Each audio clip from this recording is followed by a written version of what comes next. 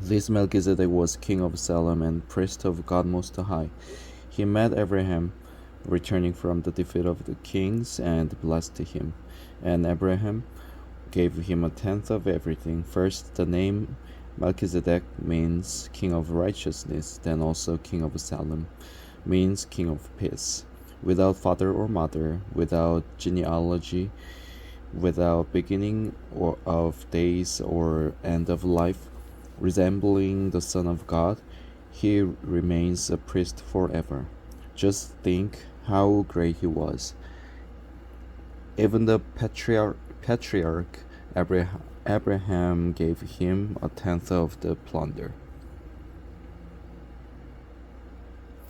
Now the law requires the descendants of Levi who become priests to collect a tenth from the people, that is, from their fellow Israelites, even though they also are descended from Abraham. This man, however, did not trace his descent from Levi, yet he collected a tenth from Abraham and blessed him who had the promises. And without doubt, the lesser is blessed by the greater. In the one case, the tenth is collected by people who die, but in the other case, by him who is declared to be living. One might even say that Levi, who collects the tenth, paid the tenth through Abraham, because when Melchizedek met Abraham, Levi was still in the body of his ancestor. If perfection could have been attained through the Levitical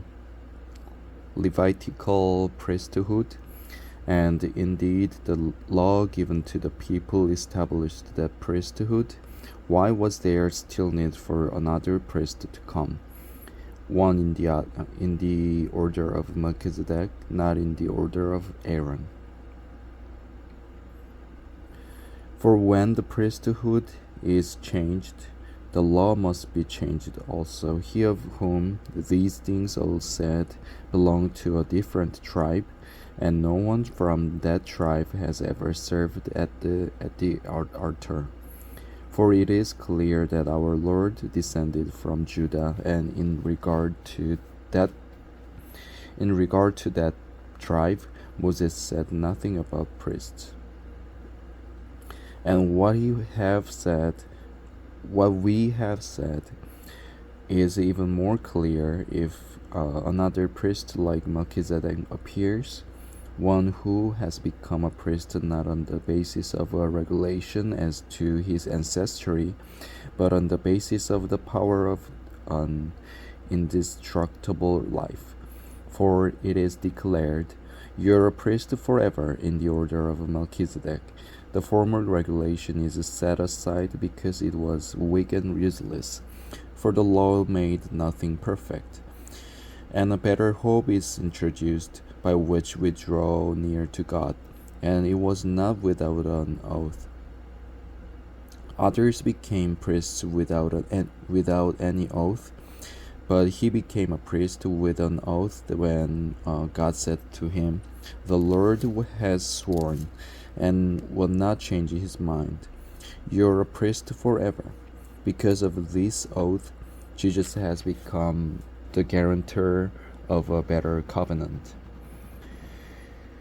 Now there have been many of those priests since death prevented them from continuing in office.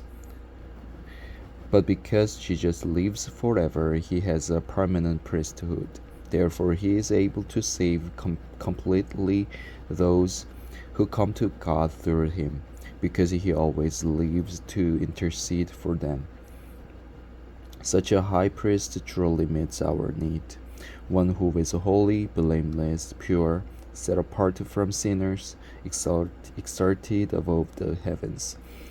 Unlike the other high priests, he does not need to offer sacrifices day after day, first for his own sins, and then for the sins of the people. He sacrificed for their sins once for all when he offered himself. For the law appoints as a high priest men in all their weakness, but the oath which came after the law appointed the Son who has been made perfect forever.